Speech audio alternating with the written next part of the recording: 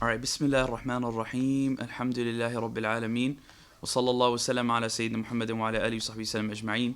We begin in the name of Allah subhanahu wa ta'ala, the compassionate, the merciful.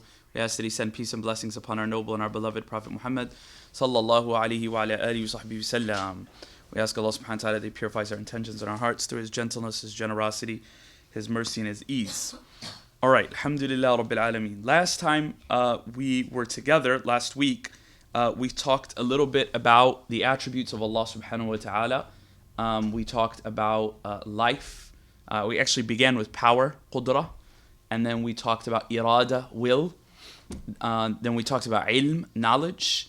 And then we finished by talking about life, hayat. Today, we're going to do the last three. And then we're going to draw a little bit on this board here to kind of do a summary of what comes next after the book.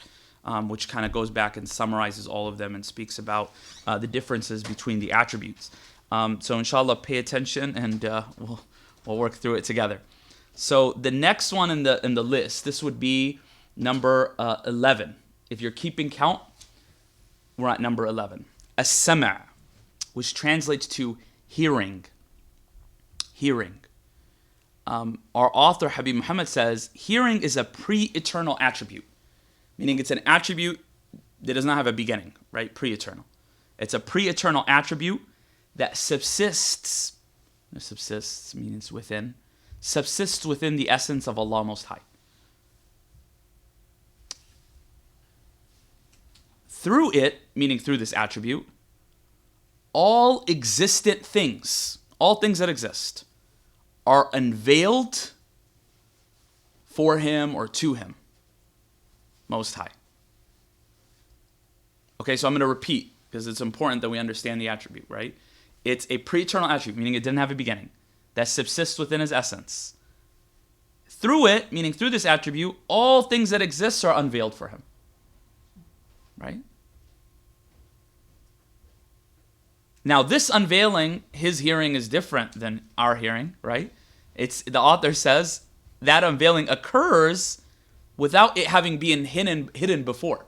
Meaning it's not like you and I, for example, if somebody threw a rock, at one point we didn't hear the rock hit, and then the sound traveled, and then we heard it, right? Allah is always, right, hearing, right? There isn't a period where Allah subhanahu wa ta'ala does not hear and then He hears, right? That doesn't occur. He also hears subhanahu without ears, right? A'udhu billah, Allah subhanahu wa ta'ala is dissimilar to His created beings. He doesn't have ears, He doesn't have eardrums, He doesn't have an ear canal. A'udhu billah, humans and other beings have those things. And then the opposite of hearing, which is alhamdulillah, which is impossible for Allah subhanahu wa ta'ala, is what? Being deaf. That's impossible for Allah subhanahu wa ta'ala. So we could say, for example, as the author says, we would say, right, that deafness is an impossible attribute for Allah, exalted is He and Most High. Okay? And then he uses this verse as proof from the Quran, وَهُوَ السَّمِيعُ الْبَصِيرُ, and He is the hearing, the seeing. Allah meaning is what? He's the hearing and the seeing. And then I'm going to give you a few other verses, inshallah, to help. Allah subhanahu wa ta'ala says in the Quran, أَلَمْ تَرَ أَنَّ اللَّهَ يَعْلَمُ مَا فِي السَّمَاوَاتِ وَمَا فِي الْأَرْضِ مَا يَكُونُ مِن نَجْوَى ثَلَاثَةٍ إِلَّا وَهُوَ رَابِعُهُمْ وَلَا خَمْسَةٍ إِلَّا وَهُوَ سَادِسُهُمْ وَلَا أَدْنَى مِن ذَلِكَ وَلَا أَكْثَرَ إِلَّا وَهُوَ مَعَهُمْ أَيْنَمَا كَانُوا ثُمَّ يُنَبِّئُهُم بِمَا عَمِلُوا يَوْمَ الْقِيَامَةِ إِنَّ اللَّهَ بِكُلِّ شَيْءٍ عَلِيمٌ.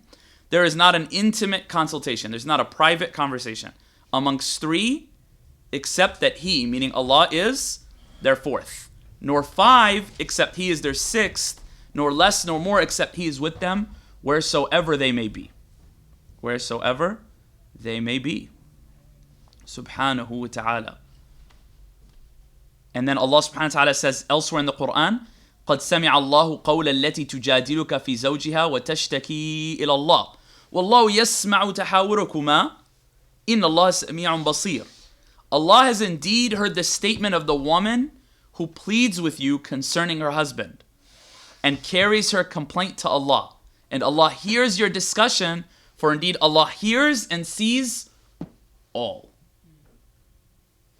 He hears and He sees all. Subhanahu wa ta'ala.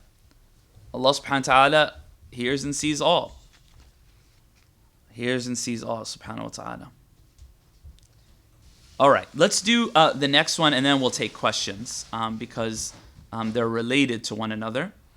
The next one is the attribute of sight. So hearing, and then 12 would be what? Sight. Sight is a pre-eternal attribute. What does pre-eternal mean? Meaning it doesn't have a beginning. That subsists within the essence of Allah subhanahu wa ta'ala. It's a meaning that subsists within the essence of Allah. Through it, all things that exist are unveiled. Okay, well, up to this point, it's the same definition as hearing, right? Now, this is what he's going to say, the author. An unveiling that is different than the unveiling of hearing and knowledge. An unveiling that is different than the unveiling of hearing and knowledge. So, if you can look at me for a second, maybe that'll help. These three attributes, knowledge, hearing, sight, are all pre-eternal attributes. All of the attributes subsist within the essence of Allah subhanahu wa ta'ala. All of them are through which Allah has all things unveiled to Him. But there are differences between them. Knowledge is quite different, obviously different than hearing and sight. But then hearing and sight also are different than one another, right? Now for you and I, this is pretty clear. What we see is different than what we hear. Things become clear to us, like when I'm looking at this computer, it's different than when maybe I hear the computer make some sound, right? But Allah subhanahu wa ta'ala doesn't have eyes, He doesn't have ears. So we don't fully grasp this attribute of Allah subhanahu wa ta'ala, nor can we. All we know is He has these attributes of hearing and sight. We know them through the book of Allah subhanahu wa ta'ala, through the hadith of the Prophet alayhi salatu wasalam. What they mean exactly and how things become unveiled to Him, that's out of our purview, right? But we know that Allah subhanahu wa ta'ala hears and sees all, right? That makes sense? It's a little nuanced. But inshallah, you'll have picked that up. So then he goes on to say, the author, after speaking about just the definition, he says, and Allah's sight is without an eye, right? Without eyelids, right? He, Most High and Exalted, sees the ant, the black ant, at night, in the depths of night, on a stone from which you can't hear any sound. So like some stones, if you walk on them, there won't be anything, you won't hear a reverberation. And others you will. So the author says, right? He says Allah sees the ant in that state, right? He sees it. It's an ant that you wouldn't see or you wouldn't usually what? You wouldn't hear.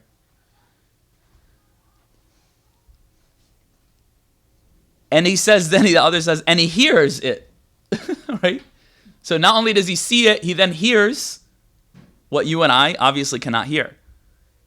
And then he breaks and he says, and the opposite of sight is blindness. So blindness is an attribute that's impossible for Allah subhanahu wa ta'ala Most High. Right? It's impossible for Allah subhanahu wa ta'ala Most High. And then he uses as a proof, the same proof that he used, Allah have mercy on him, the same proof that he used for speech, what was Sami'ul Basir, and he is the all-hearing, the all-seeing. The all-hearing, the all-seeing.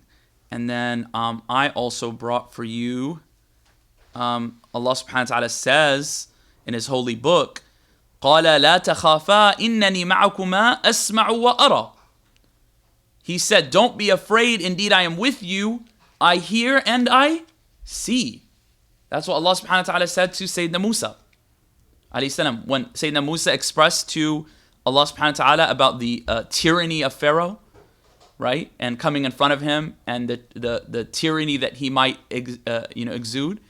He said, don't worry, to the two of them, meaning Aaron and Moses, alayhim as-salam, Because I'm with you, with the both of you, and I hear and I see. I hear and I see, subhanahu wa ta'ala. I hear and I see. Subhanahu. Ya Allah. Ya Allah. And then elsewhere in the Quran, Allah subhanahu wa ta'ala says, in Surah Al-Alaq, a verse that you might recite a little more often, أَلَمْ يَعْلَمْ بِأَنَّ اللَّهَ يَرَى. Doesn't he know that Allah sees?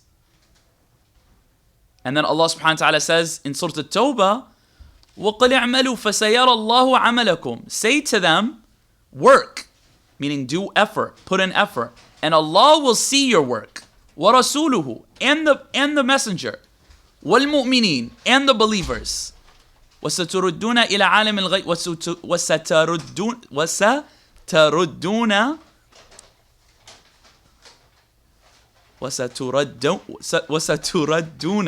إِلَى عَالِمِ الْغَيْبِ وَالشَّهَادَةِ فَيُنَبِّئُكُم بِمَا كُنتُمْ تَعْمَلُونَ. Say work and Allah will see your work, and His messenger and the believers. Right? All of this indicates Allah subhanahu wa ta'ala seeing. So both of these attributes, brothers and sisters, these are very important attributes that we need to know about Allah subhanahu wa ta'ala, that Allah subhanahu wa ta'ala hears and He sees.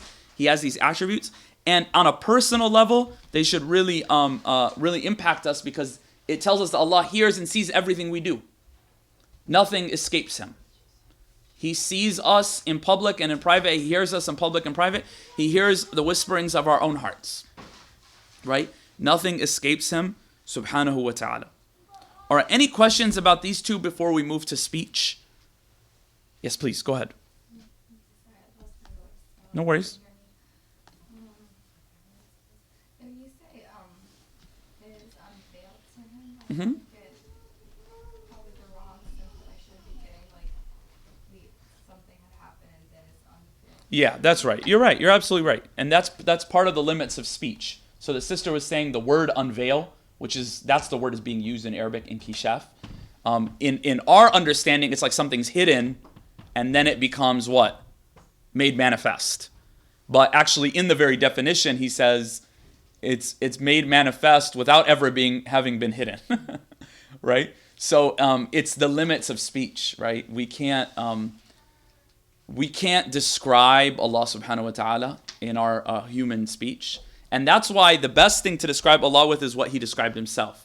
But this language that's being used, it's an attempt by the ulama to use other sunnah language and other language from the Quran and from the Salaf to order to give us a better understanding of the attributes of Allah subhanahu wa ta'ala. So you're absolutely right, sister. Like it was never hidden from Him in order for it to be made manifest. Any other questions before we move on to speech? Okay, let's move on to speech together, inshallah. So the 13th attribute is the attribute of speech, meaning that Allah subhanahu wa ta'ala is speaking. So speech is a pre-eternal attribute, pre-eternal, that subsists within Allah, within His essence. Now, speech, it's not unveiling. It indicates. Speech indicates all of that which is necessary, impossible. If you remember at the beginning of this class, one of the first things we talked about, like day 2, I think, we talked about the difference between things that are necessary, impossible, and possible. Right? So Allah's speech, this attribute, it indicates all of that which is necessary, possible, and impossible.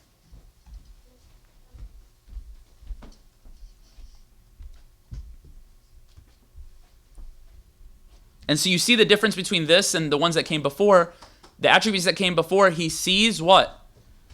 He sees all existent things, right? As opposed to what? Impossible things. How can you see something that's impossible? But you can speak about something that's impossible. Right? You could speak about it. You can't hear it and you can't see it, but you could speak about it, right? And Allah's speech is what they call personal speech. That's one way to translate it. Another way to say it is internal speech, right? Internal speech. That is pre-eternal. He does not speak using letters or sounds or a tongue or lips or a mouth or a throat. His speech is not described as being Arabic or Suryani, it's a form of a language, or other than that, from the different languages that are all created, contingent. So I'll say that again, okay? So Allah's attribute of speech is a pre-eternal attribute that subsists within His essence, that indicates all things that are necessary, impossible, and possible. His speech is personal, if you want to call it that, or you want to call it internal, pre-eternal speech. His speech is not with letters, not with sound, not with a tongue, not with lips, not with a mouth, not with a throat. And he is not described as meaning his speech is not described as being Arabic or Suryani or any other language that's contingent. Of course, the opposite of speech is being mute. And Allah, that's an impossible attribute for Allah subhanahu wa ta'ala, that you say Allah is mute, wal-'iyadhu billah. Right? That's impossible for Allah subhanahu wa ta'ala, the Most High. And Allah subhanahu wa ta'ala says in the Quran as a proof of this, وَكَلَّمَ اللَّهُ مُوسَى تَكْلِيمًا. And Allah spoke to Moses, taklima, he's repeating it, and that means with emphasis, right? Let's see how our translator translated that verse. It's a syntactical phrasing in order to show emphasis. You repeat the word.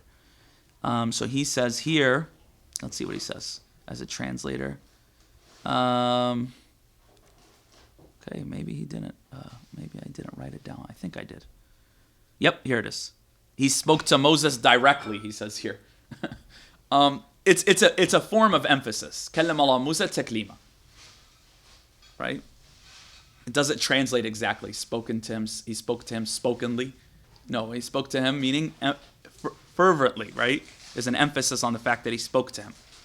And then elsewhere in the Quran, Allah subhanahu wa ta'ala says, وَإِنْ أَحَدٌ مِّنَ الْمُشْرِكِينَ اسْتَجَارَكَ فَأَجِرْهُ حَتَّى يَسْمَعَ كَلَامَ اللَّهِ ثُمَّ أَبْلِغْهُ مَأْمَنَهُ ذَلِكَ بِأَنَّهُمْ قَوْمٌ لَا يَعْلَمُونَ. If one of the idolaters seeks from you asylum, grant it to him so that he may hear the word of Allah. So that he may what? Hear the word of Allah. And then Allah subhanahu wa ta'ala says in the a verse that you might have heard quite often, وَلَوْ أَنَّمَا فِي الْأَرْضِ مِنْ شَجَرَةٍ أَقْلَامٌ وَالْبَحَرُ يَمُدُّهُ مِنْ بَعْدِهِ سَبْعَةُ أَبْحُرٍ مَا نَفِدَتْ كَلِمَاتُ اللَّهِ إِنَّ اللَّهَ عَزِيزٌ حَكِيمٌ. If the trees of the earth were pens and the Quran, and with seven more to supply it, were ink, the words of Allah would not be exhausted. The words of Allah would not be exhausted. And I believe I have one more verse I want to share with you. And then we're going to touch a couple more points before we pivot to the next section. Nope,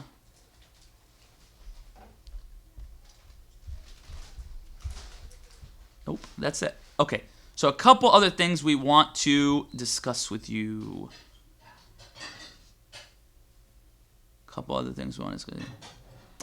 A couple points related to speech.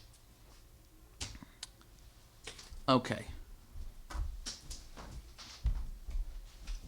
So as you know, we have the Quran, right? So what is the Quran? The Quran is the speech of Allah subhanahu wa ta'ala. All of you, we all know that.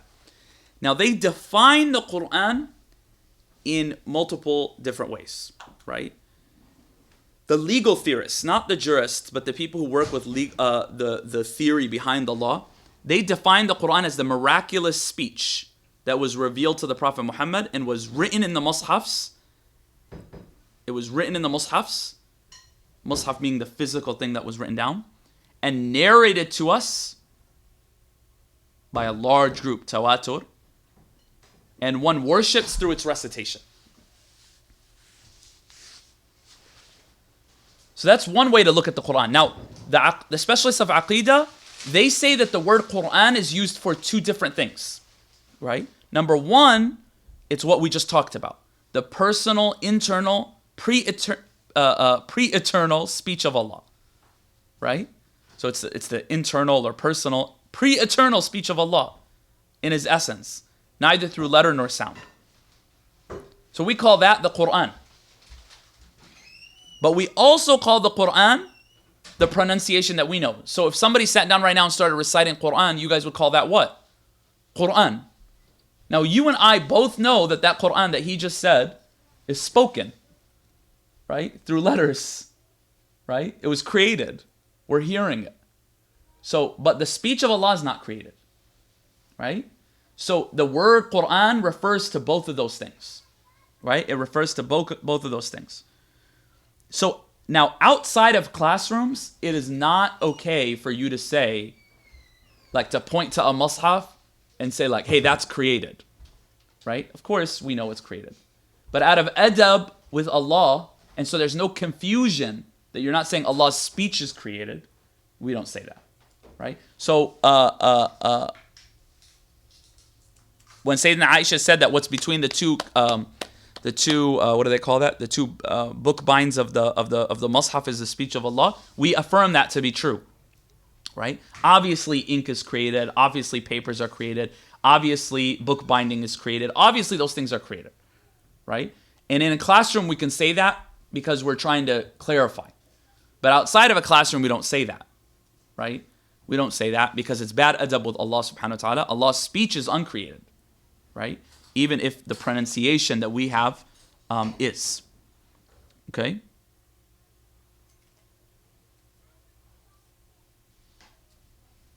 All right. Any questions about that? Yeah. So, everything that was revealed to in the Quran was revealed in the I can't hear you. Everything that was revealed in the Quran was revealed through Jibreel. Yeah. So, is Allah's speech always revealed through an angel, or No. So divine inspiration is still His speech Yep. to you? Divine. That's a more difficult question. I didn't hear the second part until you said it. Allah does not only, let's answer one question at a time. Allah does not only reveal through angels. So He spoke to Moses directly, right? And He spoke to the Prophet ﷺ directly, right? He spoke to other prophets directly. So that's an answer to that. And you and I will hear the speech of Allah subhanahu wa ta'ala, inshallah, in the next world. So the answer to that is no, it's not always through an angel, although sometimes it is. Sometimes it is. And this attribute, one of the things that it teaches us, one of the things it teaches is that Allah subhanahu wa ta'ala is speaking, so we should be listening. Right? If there are messages sent, what are those messages telling us to do and not to do? Right? And so someone online is saying, would it be correct to say the letters of the Quran is a manifestation of Allah's eternal speech? They usually don't use the word manifestation, although I don't believe that there would be anything problematic with that. They'll say it indicates. They like the word indicate, dilala, yadullu ala, right? So that's probably a little bit more precise, but I don't believe there would be any problem with using the word manifestation. But I would stick with what they have because I haven't really thought about that word. And they use the word indicate. It indicates the pre-eternal attribute that subsists within Allah subhanahu wa ta'ala, which is called speech. Because Allah's speech is not broken into parts, right? It's not split into parts.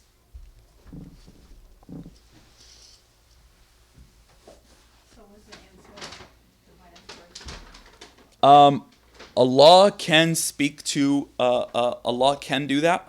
But, I'm just careful. I'm being careful about answering your question because I don't want to say yes or no. Yeah. Great. Yes. So you said one of the lessons we took in this is Allah speaking, so we should be listening. What are some lessons that maybe we feel guilty to do something, or feel like bound to do something? And so what are ways that we can channel that? Well, that's a very, very, very good question. And we just read something about that right now, a couple days ago. And one of the things that you can do is always, like if you put a physical effort, that's always good. Because physical effort, even if you don't feel it, even if it's not being impactful immediately, it is impacting you in one way or another. And that's one thing that I think is helpful for us in our paths, that we don't always look for an immediate benefit, right? Like if somebody's working out or somebody's working at a sport, they don't look for immediate improvement, right? They understand that they're going to be working at it for a while until they get better, at their jump shot, right? Or if they get better at running that mile, right? Similarly, sorry, I can't believe you can't hear. Oh, yeah, I will. She was asking, sorry, thank you. She was asking, can you repeat real quick just so I don't forget exactly what you said? So you said Allah is speaking, so we should be listening. What are ways that we can channel that and understand what He's trying to tell us? Well, yeah, what are ways in which we can channel what Allah subhanahu wa ta'ala is trying to say, and so we can act on what He's telling us. So, putting in effort. So, for example, reading from the Mus'haf, listening to the Quran, thinking about the meanings is really important. Tadabbur, right? And tafakkur, reflecting on the meanings is very, very important, right? And then staying away from sin, right? Because sin kind of blocks our ability to really understand, right? We were just hearing the other day that like the hypocrites, they would be there when the Quran was revealed, and then the Prophet ﷺ would tell people, and then they would come out and they'd be like, what did he just say? Because like their hearts were covered, right? So they couldn't hear what was really being said, right? And then also connecting to someone who has a connection to the Prophet ﷺ, because it's more powerful when you're hearing it in that direct chain, right? And then the other thing that I would tell you is they use this word like istihdar, like bringing to heart. Like a lot of times our sheikh will say, okay, like you're reciting Quran, right? Someone's reciting Quran to you. Like those of you who have like real witnessing, you'll witness, for example, that like it's not just me who's reciting this Quran. It's, for example, my teacher, Sheikh Taha, right? And then if you have real witnessing, you'll know that like it wasn't Sheikh Taha, like this goes back to like his teacher's teacher, all the way back to who? From the mouth of the Prophet ﷺ, who heard it directly from Sayyidina Jibreel and from Allah subhanahu wa ta'ala. Right? So like that kind of spiritual and mental exercise of bringing those meanings to mind, that's why some people would hear the Quran and what would happen to them? There are literally examples of people who died when they heard verses of Quran. They died. The Prophet ﷺ, one day they came, he didn't have any gray hair. The next day they came and they counted how many gray hairs he had. And they asked him basically, how did you develop those gray hairs? And he said from particular chapters that were revealed to him. Right? Because they were so heavy. That's why the verse of Quran that we recite regularly,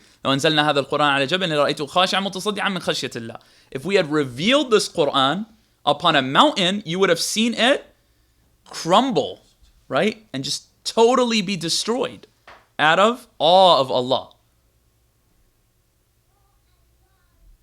Right? It's a purifier. Any other questions before we move on to the next section? Okay, so I'm going to try to move this computer a little bit so you guys can see the board. I don't know if Gopi, if you can maybe move the camera just a little bit. And then I'm going to, like, maybe just towards the board. And I'm going to try to move this so you guys can see a little bit more. And maybe move this a little bit closer to me as well. Okay. So forgive us because we don't have maybe the most advanced setup here. So we now have covered a set of attributes, okay? We've done existence. Okay. We've done beginninglessness.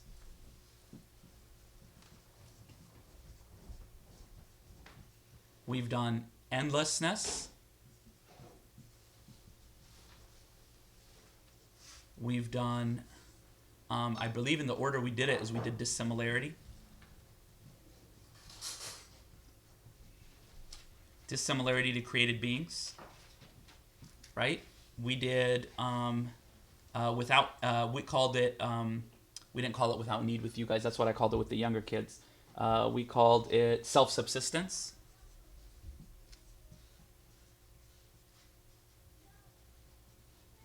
And then we did oneness. So these attributes from here on are called, like 2 through 6, they're called attributes of negation. Okay? And we're going to talk about that right now. They're called what? Attributes of negation. And the one that sits on its own is called the personal attribute or the self-signifying attribute. Personal or self-signifying. Now we just finished with 7 through 13. We did power. We did will. We did knowledge. We did life. We did hearing. We did sight. And then what? We did speech. Right? Okay. These are called attributes of meaning, or sometimes they're called, no, I don't say sometimes. One translation that one of my teachers is using is qualitative attributes. Okay? So this is called the personal attribute, sometimes called, or I keep saying sometimes, translated by some of my teachers as self-signifying. These are called attributes of negation. These are called qualitative attributes or attributes of meaning. Attributes of meaning. Okay. These negate concepts. Allah does not have a beginning. Allah does not have an end. Allah is unlike other things. Allah does not need anyone. Allah is not multiple. Okay? This one, the personal, just refers to his essence. It indicates his essence. The essence of Allah. These 7, but they're called qualitative attributes or attributes of meaning. They are meanings that subsist within the essence of Allah. Meanings that subsist within the essence of Allah. Meanings that subsist within the essence of Allah. Now, I'm going to add 7 more. The 7 that I'm going to add, you're going to see are directly correlated to the 7 you just took. And you're going to say, but why, Taysir? Right? Well, give me a second. I'll try to explain. We're not going to go too deep into it because it's a little bit beyond the level that you're at. Okay? But I'm going to put them up here because it's part of the text and it's important that you're aware of it. So, such that Allah is, and let's just see how Sheikh Nuh translates it because I don't want to translate it myself. Sheikh Nuh says, here, I'll pull it up for you guys right now. Such that, just a little bit higher. Here we go. Such that Allah is almighty. So it's not 8, that should be 14, right? 14 is that such that Allah is almighty. Now, before I go to the next one, look at 7 and 14. Power and almighty. You see that clearly there's a correspondence between the two. That's like saying Gopi he has some amount of power. We all do, right?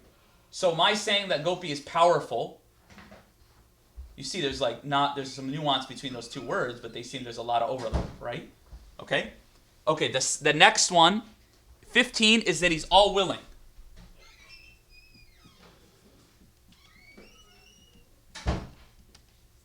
Okay? Do you see the correspondence between 8 and 15? He has will and he is all willing. Okay? The next one is 16 is all knowing.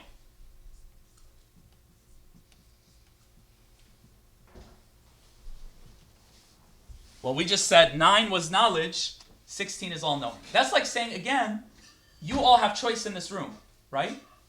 Everyone in this room has some amount of choice. So if I said that you are people who are choosing, you guys take part in choosing, or you have an attribute of choosing, that would be true, right? And you have choice, okay? 17 17 is living. 17 is living.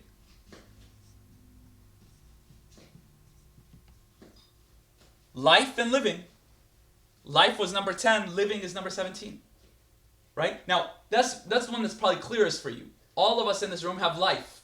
Would you describe yourself as being living? Of course. Right? 18 is all hearing. 19 is all seeing. 20 is, how did he translate just to make sure? And speaking. He just put speaking. Right? Speaking. Okay. So then you get 20 in total. Now you're going to ask me a very fair question. Why do you list these? Why do you double them up? There's actually an internal conversation whether you need to add these other 7 or not. It's beyond our level. This book mentions it, so we have to cover it. It's important. And a lot of people who write about the Aqidah of Ahl Sunnah will mention these other 7. Again, it's a little bit beyond the level to talk about why and the back and forth. Should you mention them? Should you not mention them? Is it enough just to mention the 7? Just embrace the idea that inshallah when you get to that level you could talk a little bit about why those are mentioned. But it's important to know that 1 through 13, they're always going to show up. And then the other 7 sometimes will show up in the list and sometimes they will not show up in the lists of the creed. Right? And notice how these 7, what? They mimic one another, right? Power, almighty. Will, all willing. Knowledge, all knowing. Life, living. Hearing, all hearing. Right?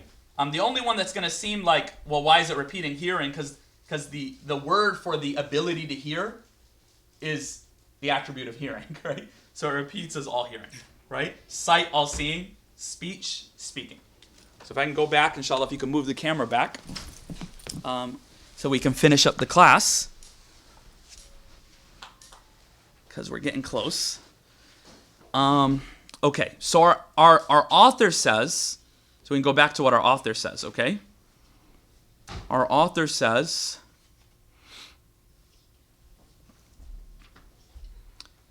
so after he talks about hearing, sight, and speech, he goes to a new section. And he says, the different sections of the necessary attributes.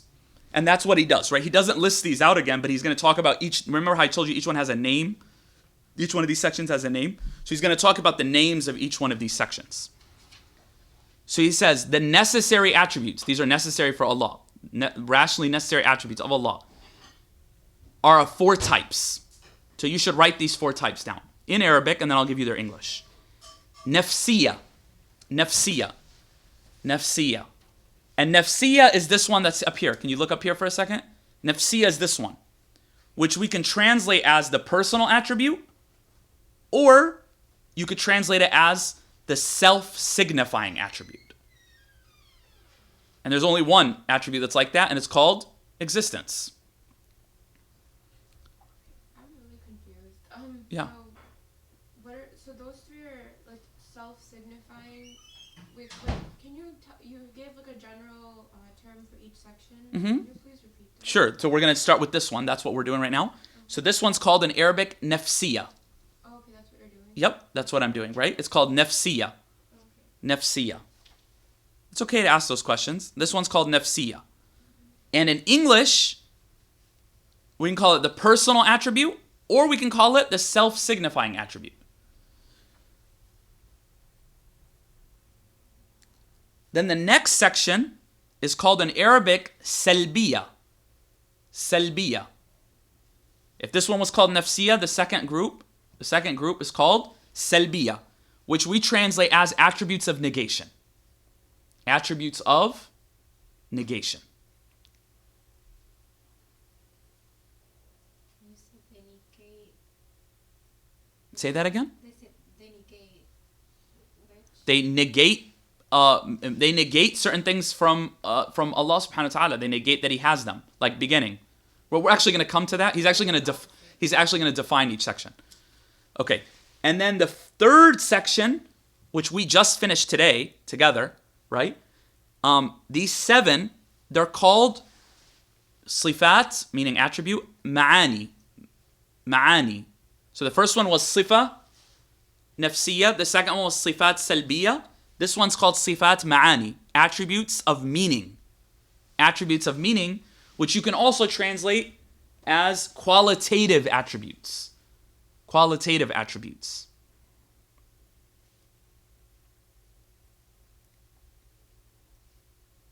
They're meanings that subsist within the essence of Allah subhanahu wa ta'ala. The fourth and final one, which were just new to you today, that I told you repeat in one form or another, right? These 14 through 20, they're called in Arabic ma'nawiyya. Ma'nawiyya. Number 3 was ma'ani. This one is ma'nawiyya, which we translate from Sheikh Jihad and others as predicative or predicative attributes. Predicative attributes. Okay, so now that you guys wrote all that down, did anybody just not write that down so I can go back and explain each one again? Anybody, did you guys write down the Arabic and the English? In Arabic or in English? In Arabic, the last one's called ma'nawiyya. Ma'nawiyya. Anybody else have any questions about the Arabic or the English words before I kind of define each one?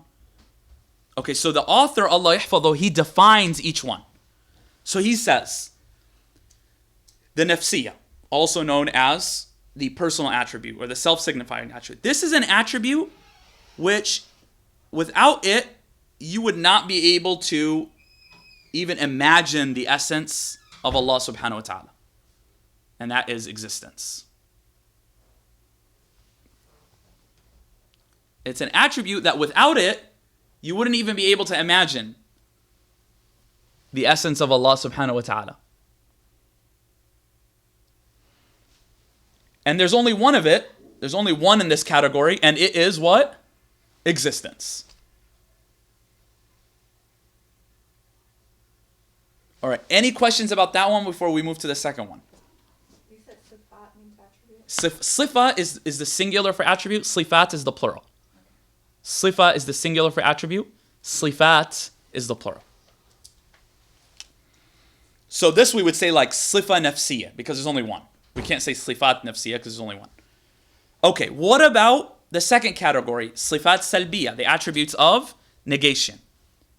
He says there are 5. You guys have already taken them. You see them up here? There are 5, right? And those 5 are beginninglessness, endlessness, dissimilarity, self-subsistence, and oneness. And I will send you the Arabic, just so I'm not overwhelming you right now with a bunch of Arabic words. I'll send you the Arabic. But you should familiarize yourself with the Arabic. I'll tell you why. Because if you read in English, people will use different words when translating.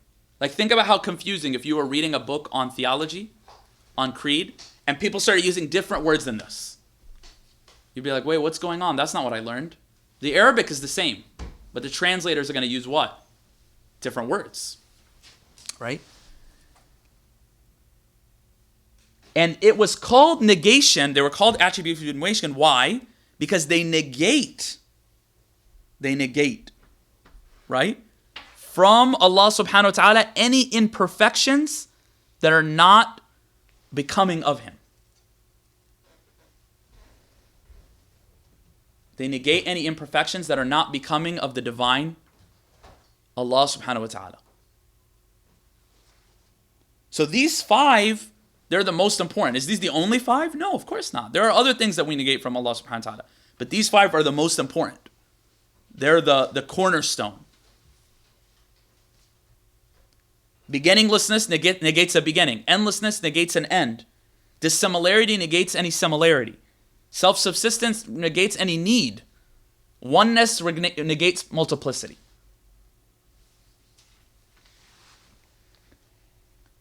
Okay, the next one, sifat al-ma'ani, attributes of meaning, or you can call it qualitative attributes. There's 7. We already have them up here. Power, will, knowledge, life, hearing, sight, speech. And I'll send you the Arabic. So why were they called attributes of meaning? Because they affirm for Allah meanings that exist, that are becoming of His perfection. Meanings. They affirm for Allah meanings that exist.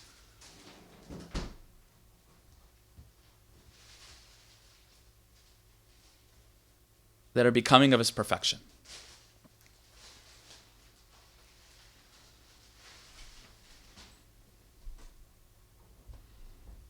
So those last seven, Which last seven? This or these? these last seven, We're about to do them right now, yeah. they're all like the ones in they're like all 99 names of Allah. They're the way you describe it. So the 99 names, let's take that after this. Let's do this last one. Anything else about these 7 that we just did? That's a good question, but I'll talk about it in a second. Okay, so the last category, because that's the end of it, we're ending with this anyway, we're opening it up to questions. They're these 7 that kind of almost mirror the 7 we just took. They're called, remember, Sifat al-Ma'nawiyya, which Sheikh Jihad and Sidi Abdul Aziz Suraqa, and I believe Sheikh Umar Qureshi all translate as predicative attributes. Predicative attributes.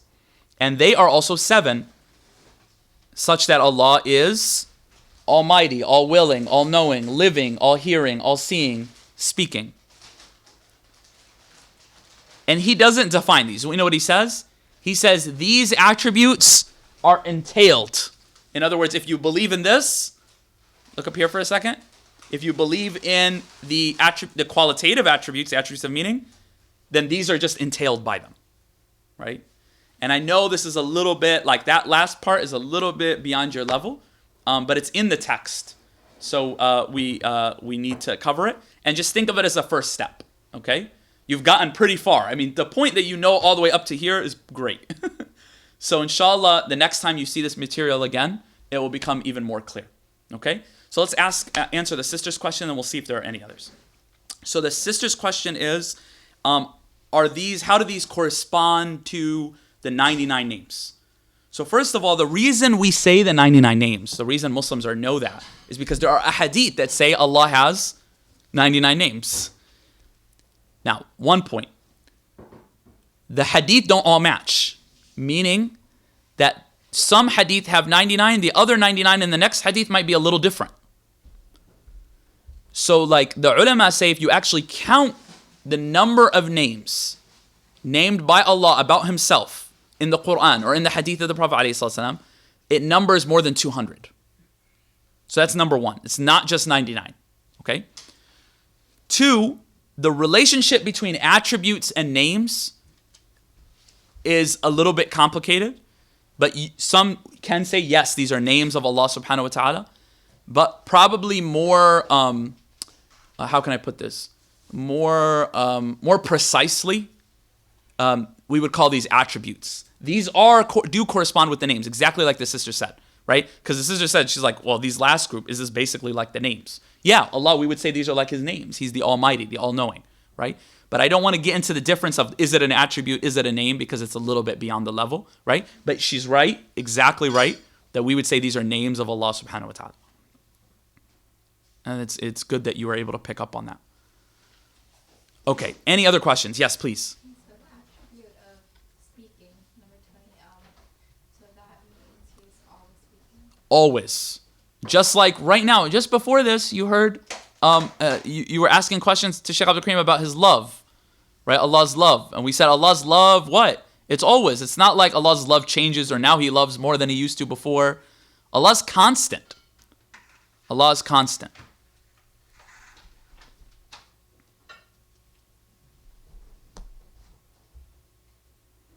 Any other questions? Looks like we took almost exactly 50 minutes, alhamdulillah. Any other questions? We'll take any other questions if you have them. We'll give you another minute or so. I know this is a lot, right?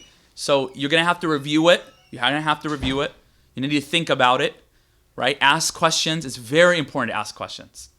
If you were to ask my teachers how many questions I asked them, they don't even respond to all of the questions I ask them because I ask so many, right? I'm always texting questions. I'm always calling, right? It doesn't become clear unless you think about it, right? It doesn't become clear unless you write stuff out, you review, you watch the video, you say, oh, I thought this, but now this doesn't make sense. How does this make sense? Ask questions, okay? Okay, great. Looks like there's no more questions for now. Inshallah, we'll let it sit with you for a little bit. Alhamdulillah Rabbil Alameen. Wa sallallahu wa sallam ala Sayyidina Muhammadin wa ala alihi wa sahbihi sallam ajma'in. We ask Allah subhanahu wa ta'ala that He fills our hearts with knowledge of Him and with light, and that He brings us closer towards Him and towards His noble and His beloved Prophet Muhammad sallallahu alayhi wa ala alihi wa sahbihi sallam. We ask Allah subhanahu wa ta'ala of the good of this life and in the next. We ask Allah subhanahu wa ta'ala that He brings us closer towards Him and towards His noble and His beloved Prophet Muhammad sallallahu alayhi wa ala alihi wa sahbihi sallam. Al-Fatiha.